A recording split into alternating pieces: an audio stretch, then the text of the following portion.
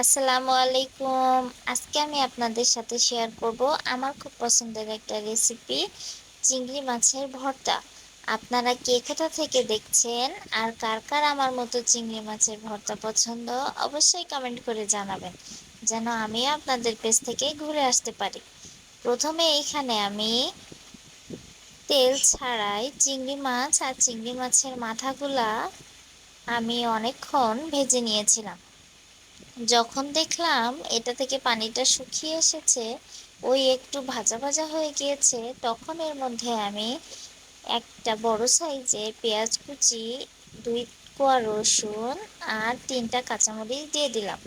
তারপরে এইখানে আমি দিয়ে দিলাম সামান্য পরিমাণে তেল, যেন মাছগুলা আর পেঁয়াজ রসুন কাঁচামরিচটা খুব ভালোভাবে ভাজি হয়ে যায়।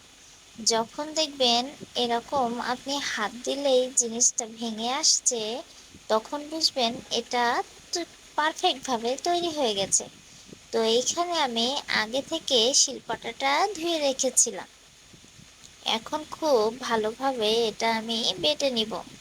এটা অনেকে ব্লেন্ডারে বেটে নিতে পারেন, কিন্তু শিলপাটাতে বাটলে এটার মজাই অন্যরকম হয়।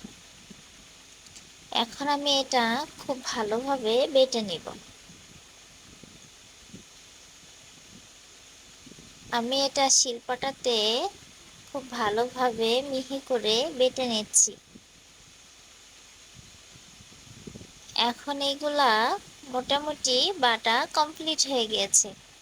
এর মধ্যে আমি সামান্য পরিমাণ তেল দিয়ে তারপরে এটা পরিবেশন করব। খুব সামান্য পরিমাণ সরিষার তেল দিয়ে দিলাম। আগে থেকে যেহেতু পেঁয়াজ মরিচ দেওয়াই ছিল, তাই আর আমি এক্সট্রা অ্যাড করি নাই। এই যে দেখেন, আমার চিংড়ি মাছের ভর্তা রেডি। Thank you for watching.